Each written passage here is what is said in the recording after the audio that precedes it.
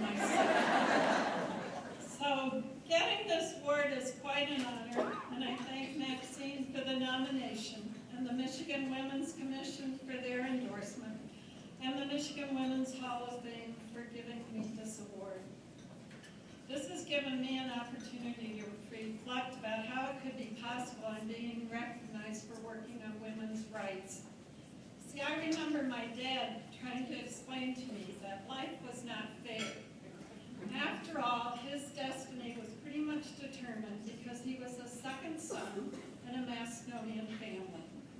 And unlike my brothers, I was supposed to become a wife and perhaps at best a teacher. But then it became apparent to me in the 1960s when I heard Betty Friedan speak at the Union at Southern Methodist University about the inequities women faced. And when we worked to register voters in Dallas without a poll tax. And we marched out of Selma and into Montgomery singing "We Shall Overcome."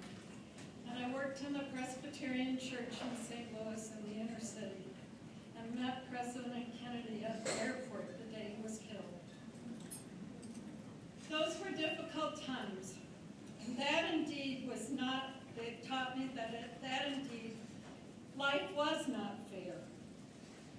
But people could be helpful, and especially things could be better for women, people of color, and low income.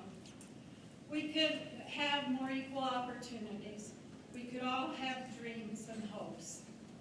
Working for the Michigan Association for Infant Mental Health, Representative Mary Brown, the House Democratic Research Staff, Planned Parenthood, I couldn't keep a job, the Michigan Commission, and now the League of Women Voters, and with so many people who mentored me in so many statewide organizations, AAUW, ACLU, NOW, and others, taught me how important it is to bring our voices and our passion and our skills to the Capitol, and to represent those who can't be there.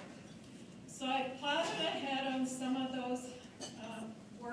that work for years, and I learned how important it was in order to move our agenda, to share our knowledge about the legislative process, to work with coalitions and individuals such as the Women's Assembly, a lot of us were involved in, or the Women's Commission, to share information with way too many conference calls, newsletters, emails, and mailings, and bringing along new people like the Young Women Strong Leaders Conference a lot of us worked on, and understand that we have to be persistent because everything takes time. Together we worked on numerous reports, helped draft legislation, lobbied to pass and stop legislation in Washington and Lansing. We campaigned and we raised awareness that change had to take place. I can't mention names, I'd be up here all evening, but so many of you worked on this agenda, and I can't thank any of you enough. What has been the result of our agenda, I was really reminded of recently at a Henry Ford Museum display on the suffragette movement.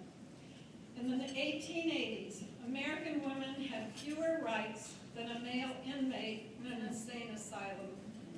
A woman could not vote, serve on a jury, testify in court, hold public office, attend college, or practice law. Because of our work, there have been many changes. We celebrated the election of our first woman governor, lieutenant governor, secretary of state, attorney general, U.S. senator and U.S. representatives from Michigan, minority leader in the Michigan Senate, floor leaders in the Michigan House, the 40th anniversary of Title IX, and the Plan First program for family planning, and many more successes. But I know we have more work to do because we are facing possible passage of a crippling anti-choice bill right now in Michigan, of anti-voting rights legislation, of possible repeal of the Affordable Care Act that says that being a woman is not a pre-existing condition, awareness that even now, a 14-year-old Malaya in Pakistan was almost murdered because she wanted an education. As the quote says, don't agonize, organize. I want to thank my husband, Bob, and my kids, Stacy and Brad, for their love and support. They might not have wanted to spend Mother's Day in Chicago marching for the passage of the Equal Rights Amendment, or doing those feelings on the floor in our house for the League of Women Voters many years ago, or traveling around the state, but they did it. And thanks to all of our very large family, those that are here, our daughter-in-law Amy, our grandchildren Molly and John, our nieces Jessica and Cheyenne, and for those not here, our other special grandchildren, stepchildren, stepfather, brothers and sister. Also, thank to so many of you for sharing this special evening. Your love, knowledge, lives, and even vacations have made us such a difference in our lives. I look forward to continuing to work on these issues with all of you, and I thank you for sharing this special evening, and congratulations to all of the other honorees. Thank you.